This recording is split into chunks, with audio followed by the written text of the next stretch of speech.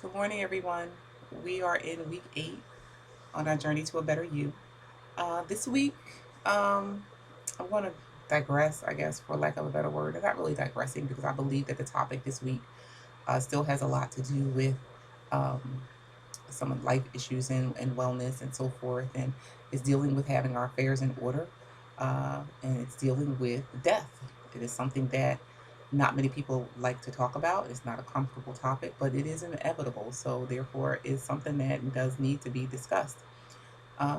What prompted this was I had the unfortunate experience this week to have two people, one that I know personally and one that I know of who is a pastor friend of my church, that passed away unexpectedly.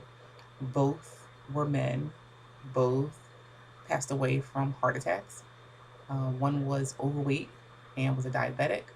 And when he began to feel ill, he did not want to go to the doctor. Initially, he waited the next day. His symptoms became worse, labored breathing, and his wife finally called paramedics and had him rushed to the hospital where he died of a massive heart attack.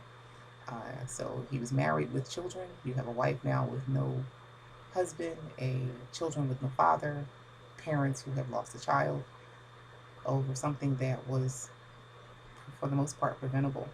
And then the other person was someone that worked in my complex and who I just had a discussion with at length at the end of February, beginning of March, about his health because his breathing was so labored and he was really overweight. And I was talking to him about his weight. He was having a hard time doing the work that he was doing, getting down on the floor, getting up off of the floor. I really felt like he was going to pass out because I thought he was asthmatic. Um, and then I finally found out that he had COPD. He didn't want to say how bad off he was at the time, and then his weight was not helping.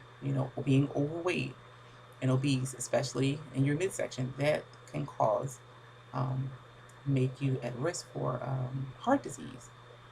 So he did pass away from a heart attack. Now he lost his wife about 4 years ago, so his children have no father.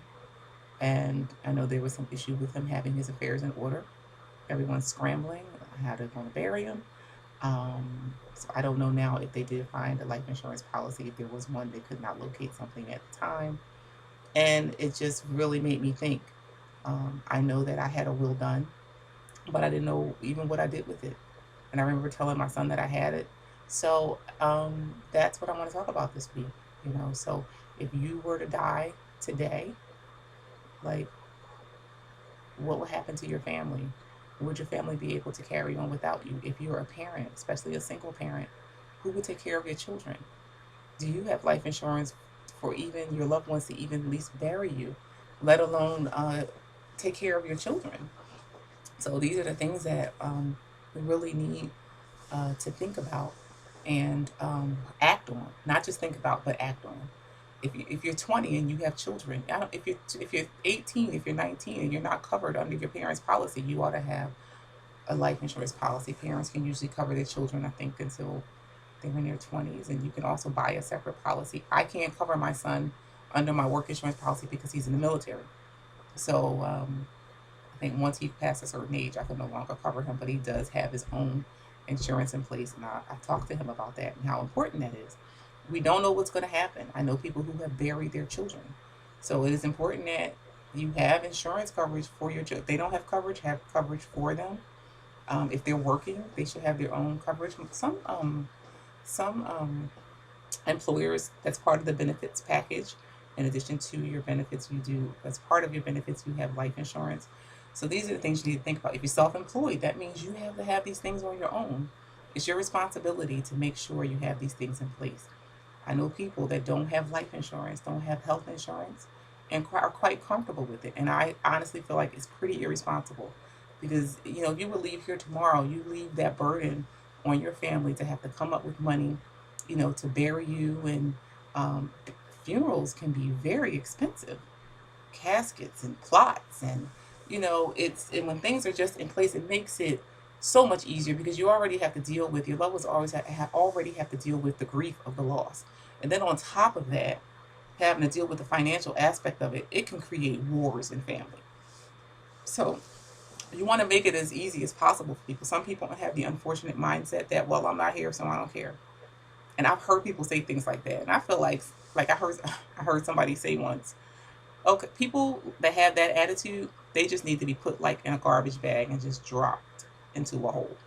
Like, because you didn't even care, and to have that type of attitude is just, it's so irresponsible, and it's so just really unfair, to your family. Have your affairs in order. Um, we do everything else, and we can travel, and we can, um, everybody's like, when you look at Facebook, and everybody's stressed and doing this and doing that, and then when it comes to basic things that we need, basic responsibilities that we need to have, and things we need to do, we don't do, and that's not impressive. That's not good, and that's definitely not impressive. If our child dies, we can't afford to bury them. So um, the three or four most important things that you should have. One, we talked about life insurance. And if you can't afford a life insurance, the earlier you get life insurance, the better. The younger you are, the better, the less expensive it is, but you have to maintain the policy. If you wait until, and then I think I heard something about whole life, it's almost like an investment type. I don't know a lot about insurance, but one of my attorneys was trying to explain some of it to me last week when I was talking to him about the post. But you can look those things up online. You can Google it. Whole life versus term life insurance. Um, that's something that you need. A will. You have property, assets, and things. You want to know how those things are going to be distributed, who you're leaving them to. You don't want a court to have to decide what to do with your things and take your family through that and have people fighting in court. You want to have a living will that if you're incapacitated and you need to, they need to make a decision. Your family needs to make a decision if you're on life support, of whether to keep you on life support, whether to take you off. That's another thing that can cause wars in family. You don't want to have to leave that up to your whole family making that decision. They'll never come to a conclusion because somebody's going to want to keep you alive and somebody's going to want to let you go. And you might feel like, I don't want to be on life support, let me go. Um, and then some, you might feel like, keep me alive as long as I can stay alive. So you need to have those things laid out in your living will, and that's what it's for. And also, you want to have a power of attorney, and that puts an agent or someone in place to govern your affairs. Pay your bills for you, do your taxes for you, to act on your behalf, to hire representation on your behalf, and so that's something that you want to have in place. There are different types of powers of attorney. Find Law is a good website, and I believe that I have a link to that where you can just look up information concerning wills, because the requirements for wills and power of attorneys and things vary depending on the state. The names vary according to the state, or the defined term may vary. So depending on where you live, if you go there, you can review some information, and it's a pretty credible um, site that you can go to. There are some law firms that specialize in estate planning that also have websites, but like I said, it depends on where you live. So make sure if you're Pennsylvania, if you're New York, Atlanta, the laws will vary. So I just wanted to make you mindful of that and bring those things to your attention and let you know if you don't have these things in place, you want to get these things in place. You want to do the responsible thing and act responsibly. Life happens. We have no control over what happens. You don't know what's going to happen today or tomorrow or next week. Those men that passed away did not expect not to be here this week. So you want to make sure that you have your affairs in order. There's a checklist that I found really interesting on one of the sites that I've given the link to, that had a checklist that was based on um, legal issues, life insurance, even spiritual issues, as far as making peace with people. It was really, really thought provoking. It was really interesting. Just like, are you ready? Have you made things right with people you need to make things right with? So it really makes you think. Um, so consider your children, consider your loved ones, um, in making your decision to get organized and get your life in order. Death is inevitable. We just don't know when, but it will happen.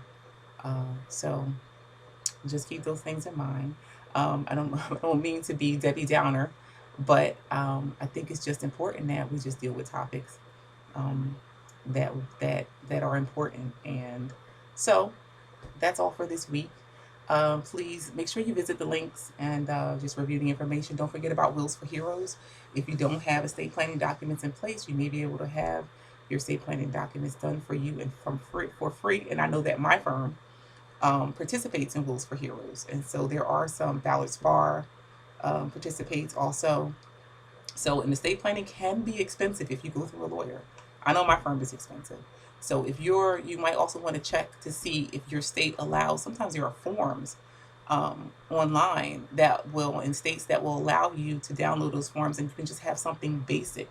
But you have to make sure it's a credible site. You have to make sure it's legal. You have to make sure your state allows it. You have to make sure they're signed properly, witnessed properly. Make sure you have these things in order. The last thing that you want is for something to happen and you find out well, you won't know, but your documents aren't valid. So you want to make sure that they are in fact valid. So have a great day. Try to have a great day. Um, look at this in a positive manner to say, okay, I want to get organized and I want to get things in order, and I don't want to leave a burden on my family. I want to do the right thing and do the responsible thing. Have a great day. Thanks.